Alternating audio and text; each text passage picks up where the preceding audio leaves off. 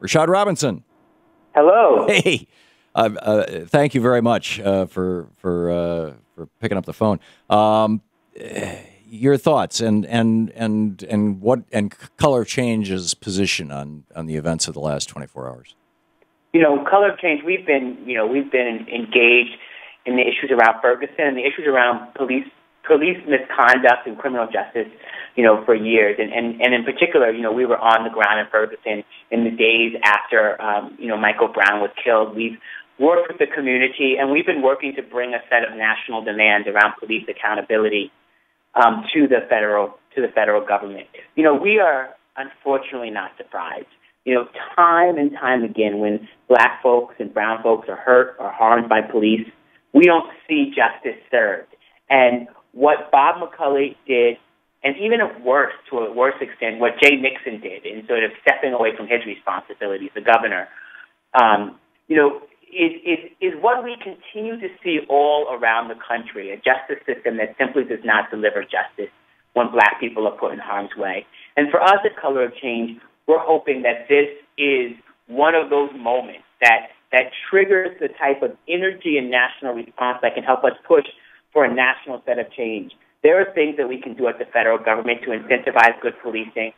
There are things that we can do to hold our media accountable around the bias that gets put out. And right now, there are things we can do to sort of continue to push the Justice Department around their investigation to see if federal charges can be brought. And people can go to colorofchange.org to get involved. But you asked me what my position is, and my position right now is one of action, one of trying to take this moment and do all that we can to push for some real systemic change. So when we look back at this moment 5 or 10 years from now, we will remember the tragedy, but hopefully we'll remember this time of organizing and building. There is a bias built into the system. Even setting aside the issue of race, there's a bias built into the system to not prosecute police for police misconduct. And this has been around for a long, long time. New York State tried to take this on by instead of having prosecutors prosecute police, having a separate agency do that. That was defunded, I think, in 1990. It only lasted a decade or so, and it didn't really work. Is there, in your mind, or a Color of Change institutionally, do you have any specific suggestions about how we can change the institutions of governance or the institutions of this problem, this built-in bias?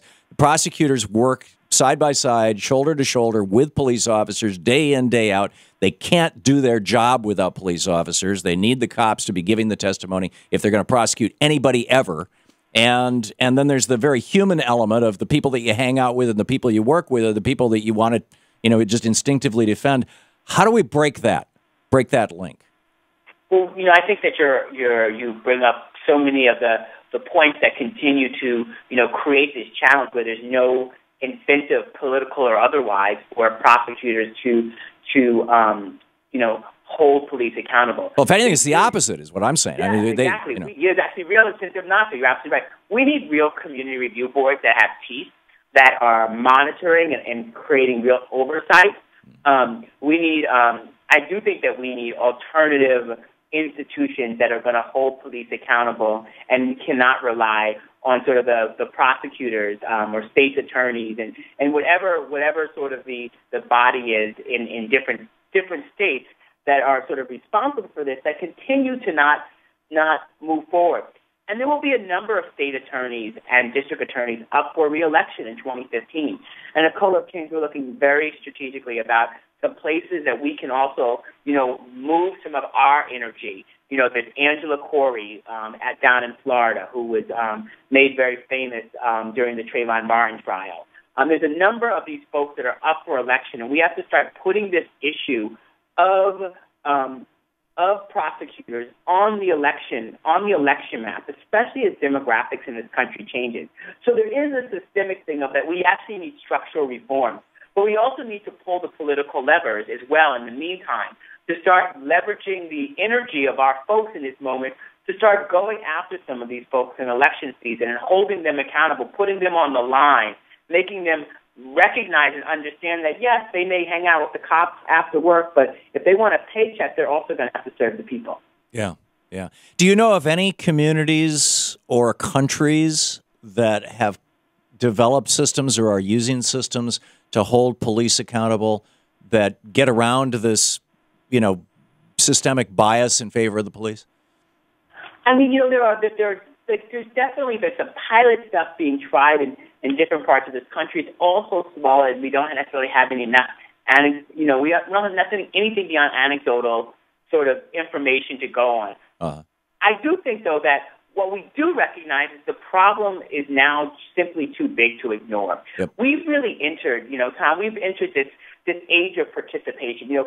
23 years ago, when that Rodney King video surfaced, someone had to tape it. They had to decide whether or not they were going to send it to the studio. The studio had to, CNN had to decide whether or not they were going to show it. People went back and forth. They had discussions. Then they finally decided it was, authentic, and they put it on the air. We are in this age of participation where we're going to have more and more of these moments because people are armed with cell phones and social media, and we don't have to wait on traditional corporate media to sort of validate stories and validate these moments. You're absolutely right. Yeah, and it's a good thing. It's a good thing. Rashad Robinson, Executive Director of Color of Change, colorofchange.org. Thanks for dropping by. Thank you, Bob.